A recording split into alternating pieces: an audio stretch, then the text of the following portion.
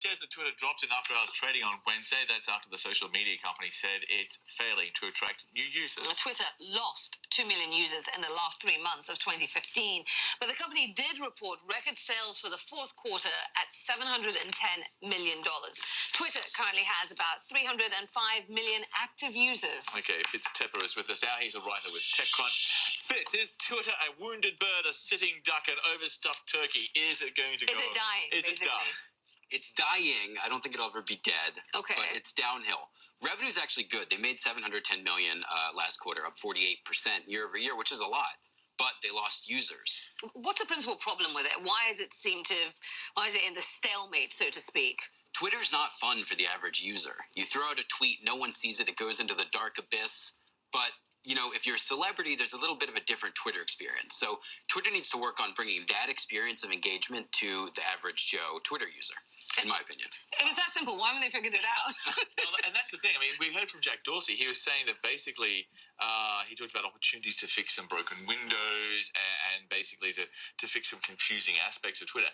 Twitter's been going for 9 years. I mean, why haven't they fixed these things up by Twitter's now? like a nerd product deep down. It's pretty technical. Right. You really need to know what you're doing to use it well. And it's hard for the average person to learn what to use. You know, they send a tweet, no one sees it, or they reply to a celebrity. That celebrity's never going to see their tweet. It's really hard to use. Facebook, on the other hand, is very easy to use. They show you what you want to see, and it's simple.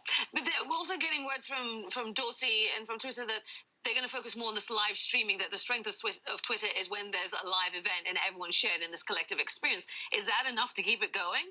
You know, if it's going to keep going, that's what's going to drive it. Because if there's a world event happening, the Super Bowl, you check Twitter and you have, you know, by the second updates of what's going on. Facebook can't provide that, and that's what Twitter's, you know, strong suit could be. But is that attractive to advertisers? Because that's also the other thing here, right? Yeah, you know, it's attractive to advertisers because people are going to be looking at it during the Super Bowl, during a major event, during an election, but they don't have the info that Facebook has, example. So if you're targeting a Twitter user, it's a lot harder. You can really only target age, location, sex, not, you know, I went to this high school, I went to this college. There seems to be a catch-22 here as the company sort of looks to move forward, in the sense that they have to, you know, they have to change and invent and keep, you know, Twitter tragics engaged and using all the time. Yeah. But at the same time, they don't want to make it too complicated so that people who may be new users are scared off.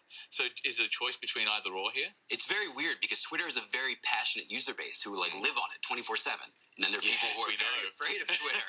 So they need to find a happy ground somewhere in the middle, and that's what they're going to have to do. That's why Jack Dorsey came back to Twitter. He came back to Twitter, but the executives are heading out the door. They're out the door. They seem to be running faster than, you know, we can keep up.